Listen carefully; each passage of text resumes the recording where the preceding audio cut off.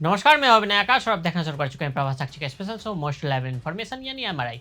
आज की तारीख में अगर हम पाकिस्तान के अलावा किसी और एक देश का जिक्र करें जिसके साथ भारत के रिश्ते सबसे बुरे दौर से गुजर रहे हैं, तब आपसे नाम कनाडा का आ जाएगा। खालिस्तान के इस मामले को लेकर भारत पिछले कई सालों से कनाडा से ये उम्मीद जता रहा है कि वो अलगाववाद और खालिस्तानियों के खिलाफ कुछ न कुछ ठोस और सख्त कार्रवाई करेगा। कनाडा भारतीय नागरिकों और अधिकारियों को सुरक्षा दे पाने में पिछले कई सालों से असमर्थ साबित हुआ है। भारत बार बार कनाडा से बैठकर बातचीत करने की बात करता रहा, लेकिन निज्जर हत्याकांड के बाद दोनों के रिश्ते लगातार तल्ख होते जा रहे हैं। भारत और कनाडा के बीच वार पलटवार की स्थिति और गहरी हो रही है। दोनों एक दूसरे पर आरोप प्रत्यारोप लगा रहे हैं। भारत के जबरदस्त एक्शन के बाद अब कनाडा के प्रधानमंत्री प्रेस कॉन्फ्रेंस करते हैं और अपनी जवाबदेही तय करते नजर आते हैं और कह रहे हैं कि भारत के साथ वो एक साल से काम करने की कोशिश कर रहे हैं, लेकिन भारत का सहयोग नहीं मिल रहा। लेकिन गौर करने वाली बात है कि पिछले एक साल से भारत कनाडा से सबूत मांग रहा है और वो सबूत देने में हर बार असमर्थ साबित हो रहे हैं।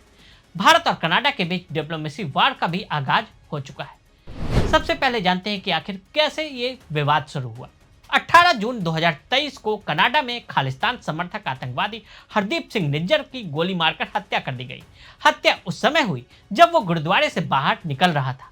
पुलिस ने जांच शुरू की। 18 सितंबर 2023 को कनाडा ने निज्जर की हत्या का इल्जाम भारत सरकार पर मढ़ा। आरोप भारतीय उच्चायोग के अधिकारियों पर भी लगा। 20-21 सितंबर 2023 को भारत ने कनाडा में अपने नागरिकों के लिए एक एडवाइजरी जारी की। कनाडा के लोगों को वीजा इशू करने पर प्रतिबंध लगा दिया। कौन था हरदीप सिंह निज्जर? हरदीप सिंह निज्जर भारत के पंजाब का रहने वाला था जो 1990 के दशक में कनाडा चला गया था और वहां एक सिख गुरुद्वारा के प्रमुख के तौर पर काम कर रहा था। निज्जर अलगाववाद को बढ़ावा देता रहा और अलग सिख राष्ट्र के लिए लोगों को भड़का रहा था। भारत सरकार ने 2020 में निज्जर पर भारत में हिंसक गतिविधियों को बढ़ावा देने का आरोप लगाते हुए उसे आतंकवादी घोषित किया। क्या होता है पर्सन ऑफ इंटरेस्ट? 13 अक्टूबर 2024 को कनाडा ने भारत को एक चिट्ठी भेजी।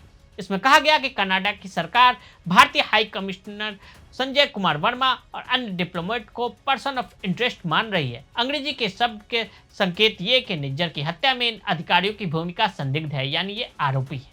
मामला इतना गर्म क्यों हो गया?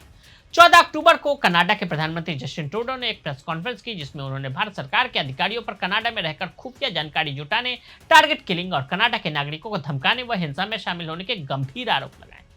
ट्रूडो ने कहा कि सबूत में 6 भारतीय अधिकारियों को पर्सन ऑफ इंटरेस्ट करार दिया गया। भारत सरकार ने बार बार मांग करने के बावजूद भी उन्हें कोई मदद नहीं करने का फैसला किया है। कनाडा की धरती पर कनाडा नागरिकों की हत्या और धमकी में किसी विदेशी हाथ को हम कभी बर्दाश्त नहीं करेंगे।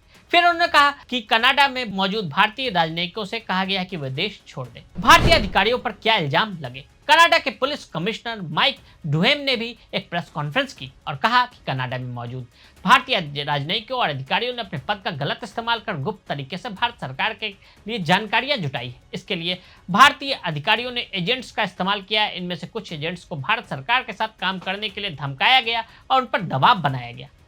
लॉरेंस बिश्नोई का कैसे आया नाम? कनाडा की पुलिस आरोप लगा रही है कि भारत लॉरेंस बिश्नोई गैंग के साथ मिलकर कनाडा में अपराध करवा रहा है, कनाडा के लोगों पर हमले करवा रहा है।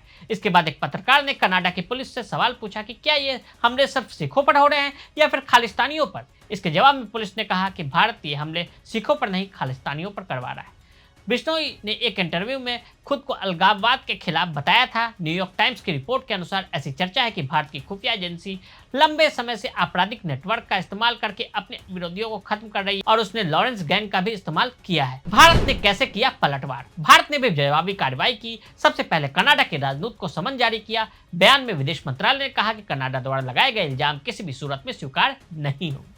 भारत ने भी कनाडा के टॉप 6 राजनयिकों और अधिकारियों को सामान पैक कर 19 अक्टूबर की रात तक निकल लेने को कहा। आगे क्या हो सकता है? कनाडा नाटो और G7 जैसे समूहों का सदस्य है, जबकि भारत उभरती हुई आर्थिक शक्ति है और वैश्विक मंच पर बड़ी भूमिका निभा रहा है।